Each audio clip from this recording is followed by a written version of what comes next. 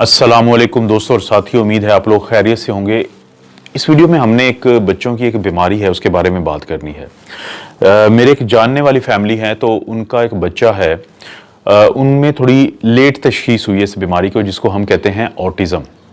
Autism में ये होता है कि और पहले तो आप ज़हन में रखें कि कोई भी वो बीमारी जिसकी तशखीस हो जाए वो ख़तरनाक नहीं होती है। ख़तरनाक होती है वो बीमारी जिसकी तशखीस ना हुई हो। तो इस फैमिली के एक्सपीरियंस से मुझे अंदाज़ा हुआ कि क्यों ना लोगों को इस बारे में एजुकेट किया जाए, क्योंकि बहुत सारे जो पेरेंट्स हैं वो अपने बच्चों की तरफ देख रहे होते हैं, उनमें कुछ तब्दीली उनको नज़र आती है, लेकिन उनको ये नहीं समझ आती कि इस तब्दीली के पॉइंट ऑफ व्यू से उन्होंने डॉक्टर से कब रब्ता करना है। तो ये जो वीडियो है इसका बनाने का मकसद ये है कि पेरेंट्स को ये बताया जाए कि उनके 3 साल की उम्र तक के बच्चे में कुछ ऐसी डेवलपमेंटल, यानी जब वो बड़े हो रहे होते हैं तो उनके अंदर कुछ ऐसी तब्दीलियां आती हैं कि जिन पे वो नज़र रखें। और अगर उनको वो लगता है कि हमारे जो बच्चा जो 2 से 3 साल का अब हो चुका है उसमें कुछ चीज़ें हैं, कुछ अलामात हैं, तो उनके लिए ज़रूरी है कि वो एक जो बच्चों का डॉक्टर होता है पीडियाट्रिशियन, उससे ज़रूर रब्ता करें। इसको हम कहते हैं, ऑटिज़म को हम कहते हैं कि ये एक न्यूरो हार्मोनल डिजीज़ है। न्यूरो हार्मोनल का मतलब ये है कि हमारे बच्चों के दिमाग में कुछ ऐसे हार्मोन्स होते हैं और इसके अलावा कुछ ऐसी जेनेटिक फैक्टर्स होते हैं और ऐसे इन्वायरमेंटल और सोशल फैक्टर्स होते हैं कि जिनकी वजह से उनमें कुछ अलामात आती हैं। यानी इसकी कोई ख़ास एक वजह नहीं है, इसकी वजह जीनियाती भी हो सकती है, फैमिली भी हो सकती है, माहौलियाती भी हो सकती है, सोशल फैक्टर्स भी हो सकते हैं, और दिमाग के अंदर हार्मोन्स का जो बैलेंस है उसका भी इशू हो सकता है कि जिसकी वजह से कुछ अलामात आती हैं। इन अलामात को हम तकसीम कर सकते हैं 2 हिस्सों में। एक तो ये कि आपके बच्चे का दूसरों के साथ रवैया कैसा है, और दूसरा ये है कि खुद उसकी जो एक्शंस हैं वो कैसे हैं। जो दूसरों के साथ रवैया है कि जब कोई भी बच्चा जिसकी उम्र 2, 3 या 4 साल में चल रही हो, वो दूसरों के साथ बहुत ज़्यादा मिक्स ना हो, वो दूसरों के साथ से अलहदा रहे, दूसरों को के साथ रिलेशन बनाने में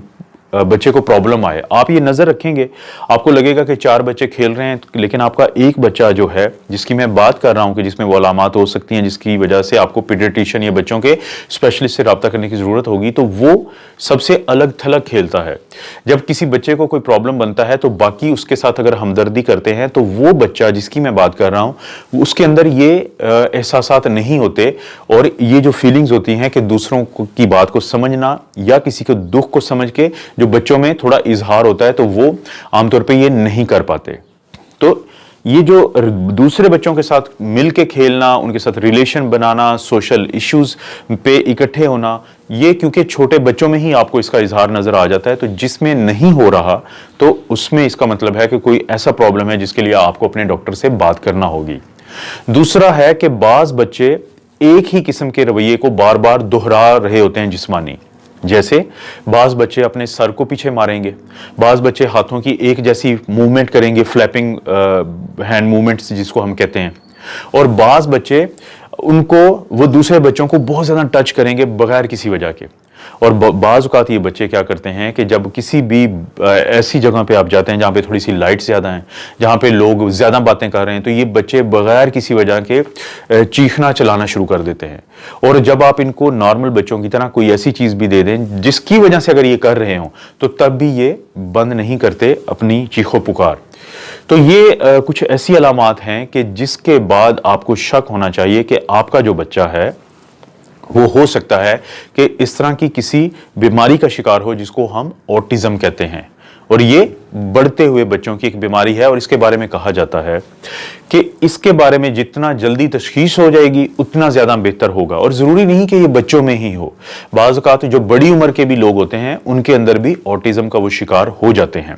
और ये जो छोटे बच्चे जो ऑटिज़म का शिकार होते हैं, बाज़ औक़ात ये बहुत अग्रेसिव हो जाते हैं और कुछ मूवमेंट्स को बार बार भी करते रहते हैं। तो जब आप बच्चों को अपने डॉक्टर के पास लेके जाएंगे तो वो कुछ चीज़ों को पहले एक्सक्लूड करेगा, यानी वो देखेगा कि कहीं ये जो अलामात हैं इसलिए तो नहीं आ रही कि आपका बच्चा जो है उसका सुनने का प्रॉब्लम है, बाज़ औक़ात बच्चे को सुनने का प्रॉब्लम होता है तो वो फिर आपका एक टेस्ट करते हैं बच्चे का, जिसे हम ऑडियोमेट्री कहते हैं। क्योंकि बाज़ औक़ात बच्चे इसलिए तवज्जो नहीं दे रहे होते बुलाने पे भी, क्योंकि ये जो बच्चे होते हैं ऑटिज्म का शिकार, ये आई कांटेक्ट नहीं करते। जब पेरेंट्स या कोई इनको बुलाता है तो ये आई कांटेक्ट नहीं करेंगे और ये खोए रहेंगे एक अपनी ही दुनिया में। तो बाज़ औक़ात बच्चों को अगर कम सुनाई दे तो वो भी रिस्पॉन्ड नहीं करते, तो एक तो ये फैक्टर को देखा जाएगा। दूसरा, बाज़ औक़ात बच्चों में डेवलपमेंटल एक जनरल जो एक होता है कि वो उनकी बढ़ोतरी नहीं हो रही होती, तो उसको डॉक्टर देखेगा कि कहीं ये वजह तो नहीं है। और बाज़ औक़ात ये होता है कि जो लड़कियां होती हैं खास तौर पे, कि 5-6 साल की उम्र के बाद वो पहले उनका जिस्म और दिमाग ठीक ग्रो कर रहा होता है, लेकिन फिर अचानक रुक जाता है और वो फिर उनमें यही मूवमेंट्स कुछ आती हैं हाथों को मूव करने की, और उसको हम रेट सिंड्रोम कहते हैं। तो आपका डॉक्टर देखेगा कि कहीं ये ऑटिज्म की बजाय रेट सिंड्रोम तो नहीं है।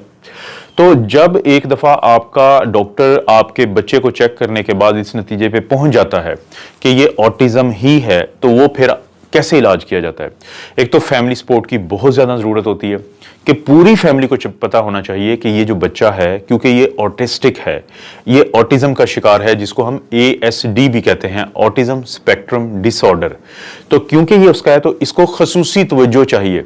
उस बच्चे को आप खास तौर पे हर चीज को बड़ी मेहनत से सिखाएंगे उसको। ये स्पेशल नीड्स बच्चे होते हैं, ये खास तवज्जो आपकी चाहते हैं, और जितना अग्रेसिवली आप इनको चीजें सिखाएंगे, क्योंकि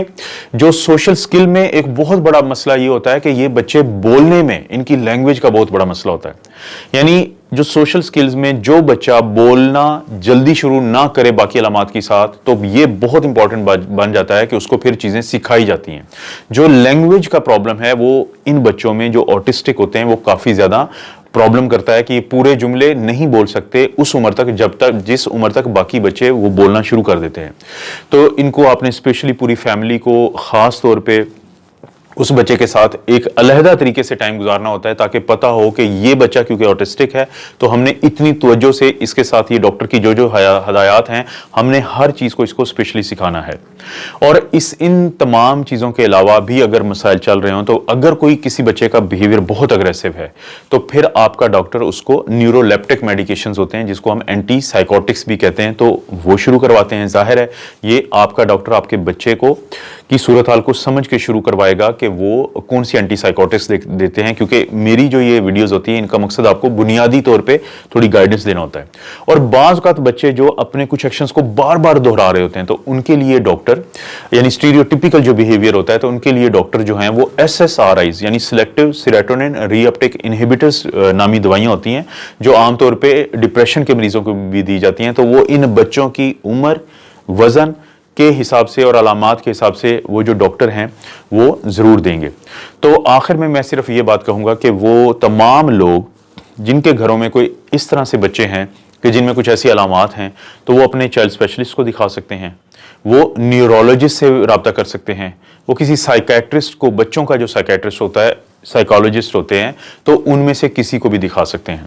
दोस्तों, इन तमाम वीडियोस का मकसद आपको बेसिक इन्फॉर्मेशन देना है, वरना हर ऐसे किसी भी मसले के लिए आपके लिए ज़रूरी है कि आप अपने डॉक्टर से रब्ता करें, और आपका डॉक्टर आपके बच्चे या आपकी किसी और भी बीमारी को देख के उसके हिसाब से आपको दवाई देगा। आप अपना और अपनी फैमिली का ख्याल रखें। अल्लाह ताला आपको और आपकी फैमिली को हर किस्म की बुराई, बीमारी और आजमाइश से महफूज रखें।